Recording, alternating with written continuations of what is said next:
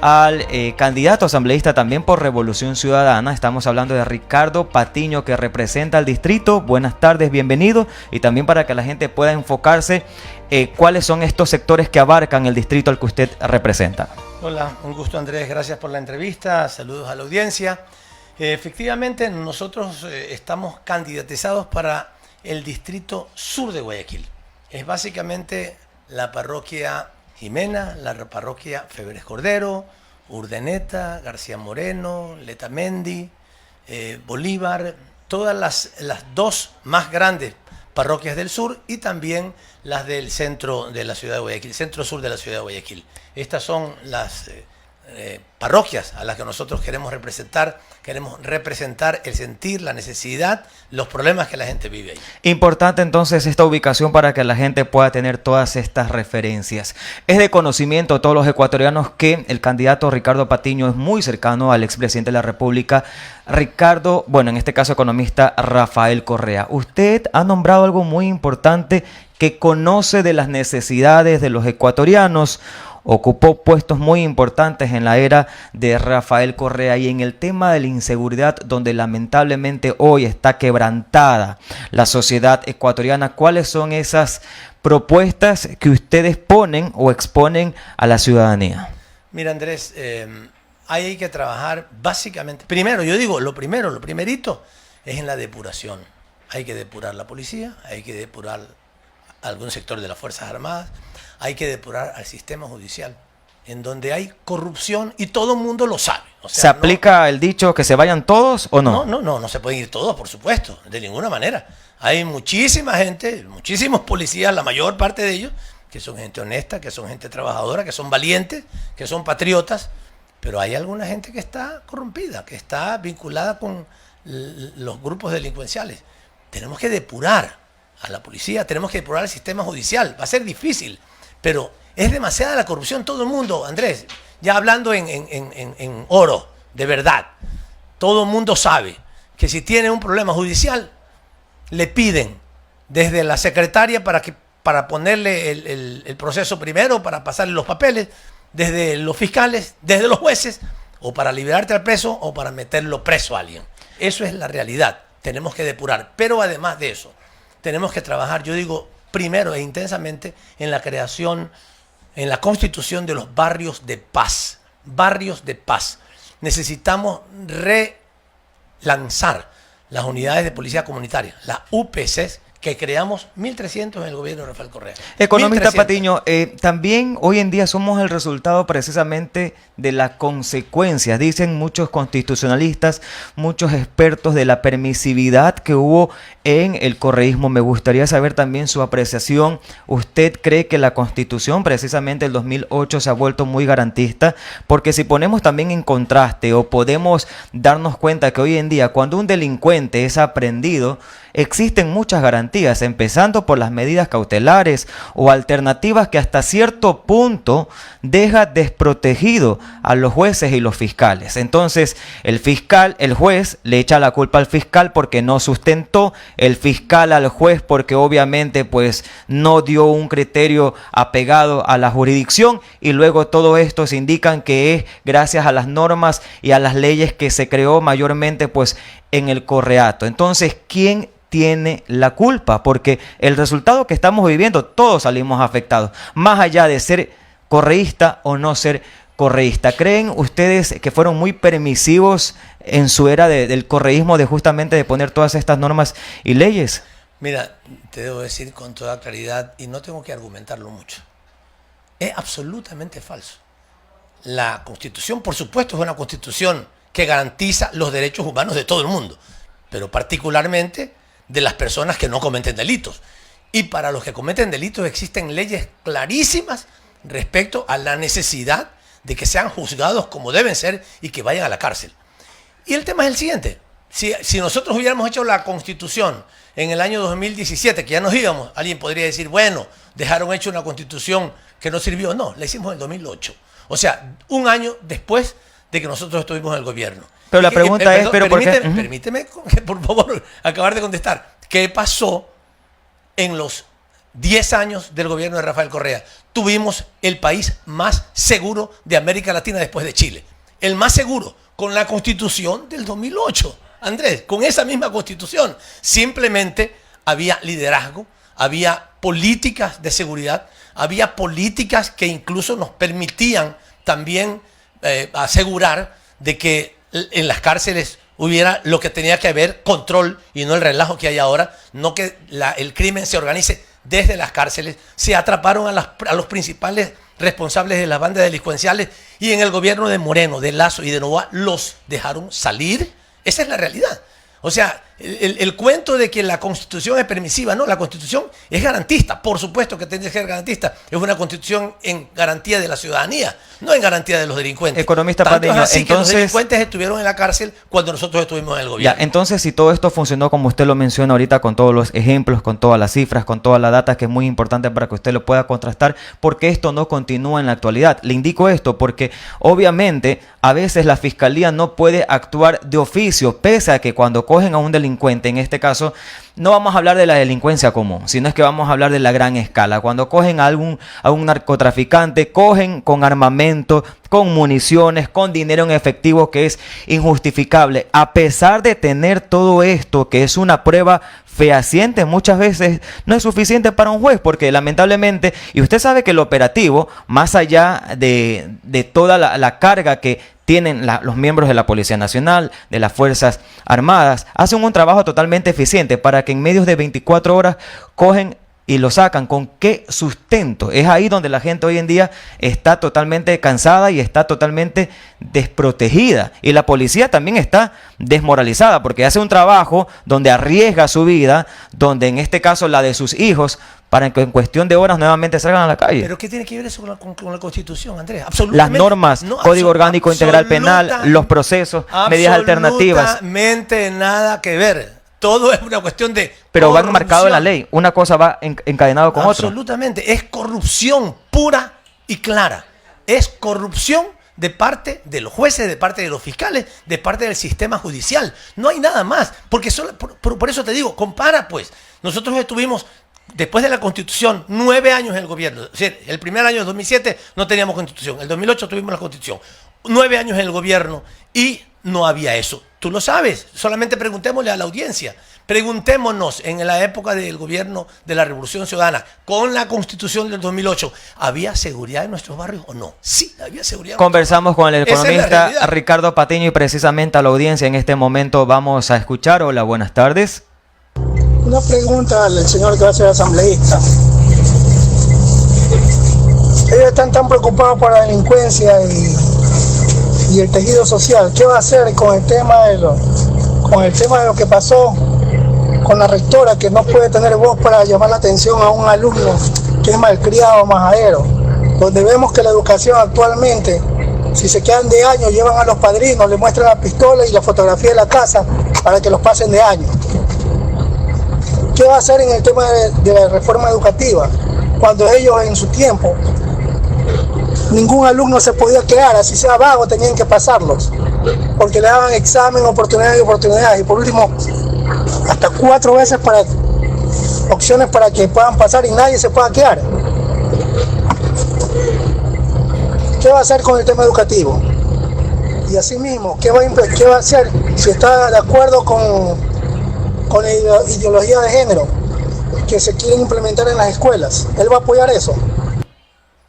Perfecto, queremos agradecerle la participación a nuestro amigo que en este caso nos ha enviado el audio y que obviamente pues pedimos la respuesta por parte del candidato Ricardo Patiño.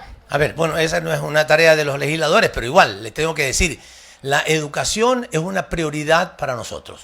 Nosotros nos preocupamos de que en el Ecuador hubiera acceso a la educación y que se mejorara la calidad educativa. Por supuesto que si hay un error que alguien habrá cometido, vi esa información, vi esa noticia, de que han despedido a una rectora, a una directora por la manera en que se ha tratado con un alumno. Eso le corresponde, por supuesto, al sistema educativo, le corresponde a las autoridades educativas. A las autoridades educativas se merecen absoluto respeto. ellas también tienen que respetar, por supuesto, a la gente, pero hay que llamar, cuando hay que llamar la atención a los alumnos, hay que llamarles la atención. Lo único que no se permite, porque eso sí, tiene que ser una garantía de que no se maltrate, que no se golpee a las personas. El golpeo físico, el maltrato físico, como era en nuestro tiempo, en los que somos ya veteranos, que nos pegaban con la regla en el brazo, en el cuerpo, eso es inaceptable. Ahora, sí, pero es cierto, el trato economista, fuerte y la corrección a los alumnos es indispensable que se haga. No se puede, por supuesto, despedir a una directora porque le ha llamado la atención y si tiene que hacerlo con la voz en alto, hay que hacerlo. La autoridad tiene que imponerse en las escuelas y tiene que haber disciplina. En eso estoy completamente de acuerdo. No conozco el detalle de la noticia, pero me he enterado de lo que usted dice, de una persona que fue retirada, lo cual es inaceptable, por supuesto, si es que no ha cometido ningún error de otra naturaleza. Ahora, si bien es cierto, al lugar donde usted prácticamente está pidiendo el voto, que es la asamblea, no le compete directamente, pero de una u otra manera sí se tramitan ciertas leyes para que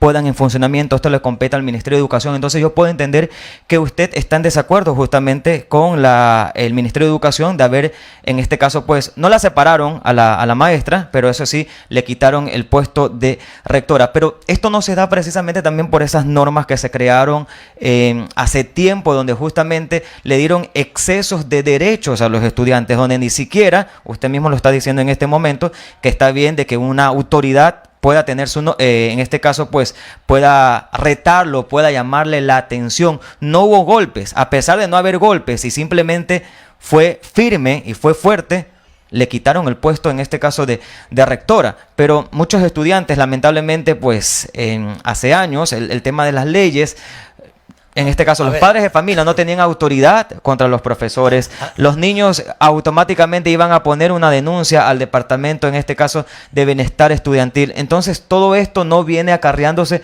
de muchos años atrás y por eso hoy en día estamos viendo un resultado donde quedaron totalmente desautorizados, no solamente los profesores, sino también los padres de familia. Andrés, lamento decirlo, pero es muy fácil decir, parece que hubo un exceso de derechos. Dime, ¿qué derecho?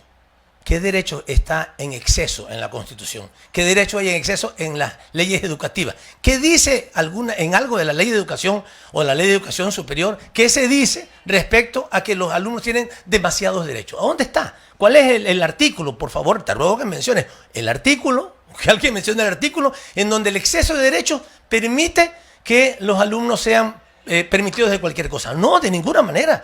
Yo he sido profesor universitario, Andrés, 25 años en mi vida. Y nunca me han faltado el respeto, mis alumnos, jamás.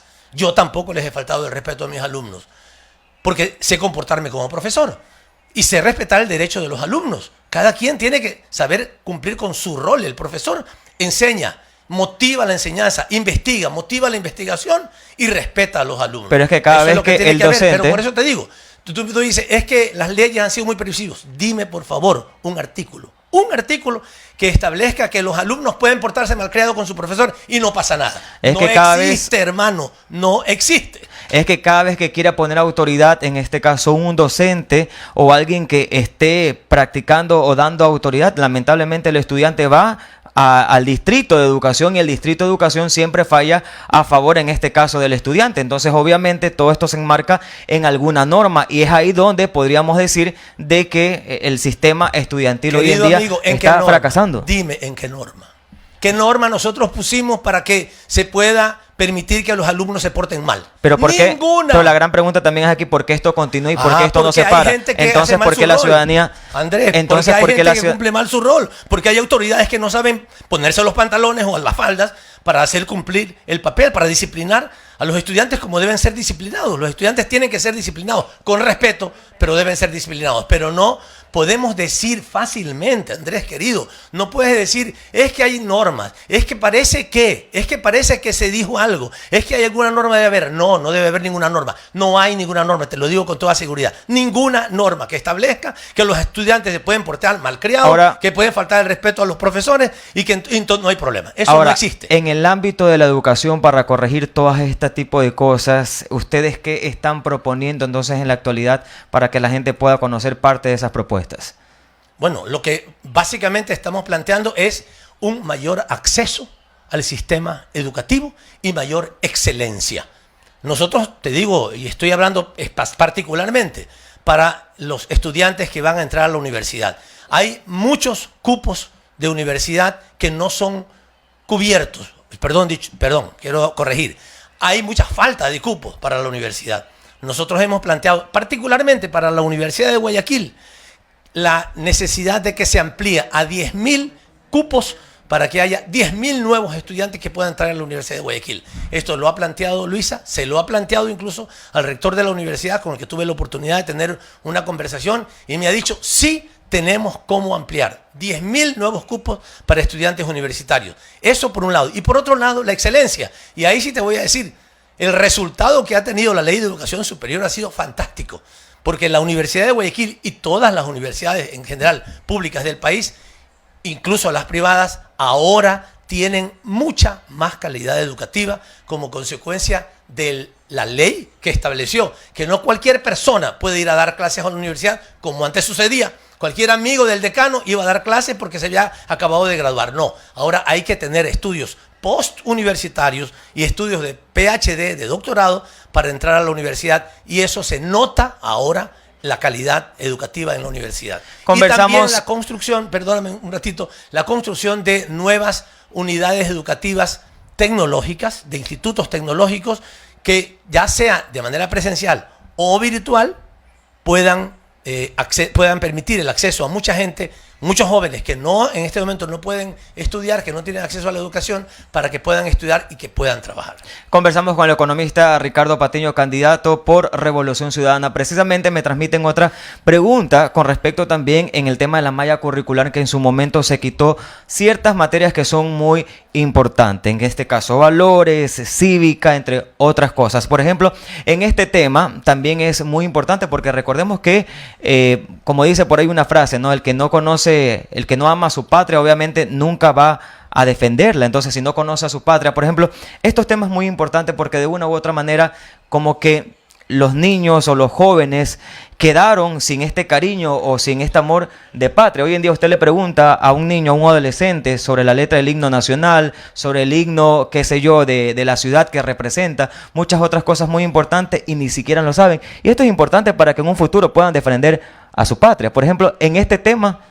Por supuesto que tiene que haber ese tipo de formación. Yo lo viví como estudiante. Pero se las retiró. Pero no la retiramos nosotros. Por favor, nosotros no hemos retirado. Díganme en qué momento. Y entonces, ¿por qué en las mallas curriculares, tanto en el sistema público como en el privado, no existían? Bueno, y recién ahora creo que ya en el régimen Sierra se lo va a implementar nuevamente, y en la costa también cuando ya inicie en mayo. Y por supuesto que es muy importante que eso se haga así. Tiene que haber. Pero nosotros nunca hemos quitado eso, en ningún momento. Es más, nosotros planteamos la necesidad de incorporar, y tuvimos bastante oposición de alguna gente, de incorporar una cátedra, recuerdo, yo no soy especialista en educación primaria y secundaria, pero que se establecía una cátedra sobre el buen vivir, que es un concepto ancestral, es un concepto que conviene siempre estar analizando. El tema que tiene que ver con concepciones básicas de la vida, con la necesidad de que haya coordinación, que haya solidaridad entre la sociedad, que haya el cuidado del medio ambiente, que haya el cuidado de los animales. Todo esto que tiene que ver con el buen vivir, con una sociedad en armonía. Nosotros planteamos, recuerdo que se discutió la posibilidad de plantear eso en el sistema educativo, en el currículum de los jóvenes, de los estudiantes, y no sé si finalmente se logró poner o no, pero son temas que deben estar, por supuesto, en el currículum. Los estudiantes deben aprender nutrición. Esto es una cosa fundamental, además del tema, por supuesto, del amor a su patria, del civismo, de la urbanidad, el valor de aprender a comer. Yo digo, esto es una de las cosas más importantes de la vida. Hay tantas enfermedades en el Ecuador, pero tantas enfermedades que se corresponden con el hecho de que nuestras familias nos dan de comer lo que no debe ser. Comemos pan todo el día, tomamos Coca-Cola todos los días, comemos una cantidad exagerada de carbohidratos, que eso tiene que ser parte de la formación de los estudiantes desde chiquitos. Todos tenemos que aprender, y si hay que mejorar, por supuesto, el currículum de las escuelas y los colegios. Economista Patiño, también otra pregunta muy importante. El tiempo, la verdad, que es muy corto en radio, más aún en televisión. Y en este caso, pues sí me gustaría saber en el tema de la salud, que hoy en día la verdad no hay una atención adecuada para todos, hablando desde el IES como el Ministerio de Salud Público. Por ejemplo, ¿cuáles son estas propuestas o cuáles son estas acciones en caso de llegar ustedes potencialmente a ser gobierno? Mira, la salud ha sido destrozada desde el presupuesto. Los presupuestos dedicados a la salud y la inversión en salud han sido totalmente desvalijados. Tenemos que recuperar los recursos dedicados a la salud y especialmente el sistema de organización, la gestión de la salud. La gestión de la salud, te digo, yo conozco muchos compañeros que trabajaron en la gestión de la salud y que a través de su trabajo daban lugar a que a la gente se la atendiera inmediatamente. Me recuerdo muchas experiencias personales de haber estado en algunas clínicas privadas visitando a parientes y encontrándome con gente que decía, le agradezco mucho al gobierno porque ahora hay preocupación. Tenemos un sistema nacional de salud que ya lo liquidaron, que hay que recuperarlo, que permite que todas las personas tengamos el derecho a eso. Sí, y ahí te reitero la importancia de nuestra Constitución. Todos tenemos derecho a la salud, aunque no tengamos plata.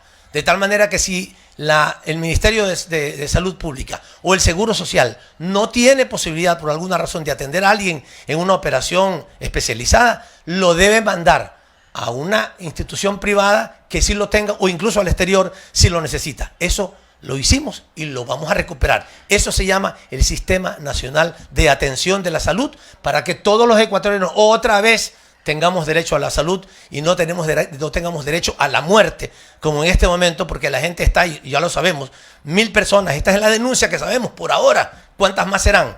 1000 personas que han muerto en los últimos años porque no pueden darse atención de diálisis. Las propuestas las exponen en este caso los candidatos y usted toma la decisión. Queremos agradecerle entonces al economista Ricardo Patiño, candidato asambleísta por Revolución Ciudadana, por acompañarnos aquí en la revista El Mediodía. A ti, Andrés, muchísimas gracias y gracias a tu audiencia. Buen día, buen provecho. A todos.